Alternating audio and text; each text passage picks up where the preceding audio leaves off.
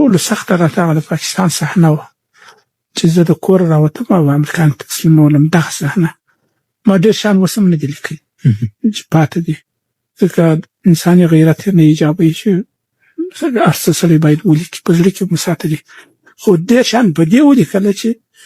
دا نوي نسل ته معلومه شي چې دا څه رقم هېواد دی، دوی زموږ سره څنګه ګاونډیتوب کړی، دوی زموږ سره اسلامي اخوت څنګه پاللی، دوی زموږ سره څومره خیانتونه کړي دي. خو دا ما یوازې له ګوانتانامو انځور کې نه، بیا زما ژوند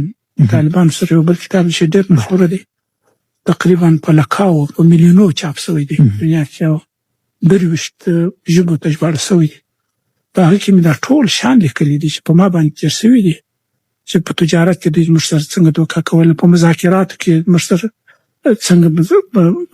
معامله کوله، په کنفرانسونو مجلسونو کې موږ څونې تخریبولو، دنیا ته یې موږ څومره ذلیله معرفي کولو، او په هر څه کې دوی زموږ سره دښمني فعاله ټوله. د دې لپاره مې ولیکله چې موږ خو دوکه شوي وو پاکستان باندې، خو چې نوی نسل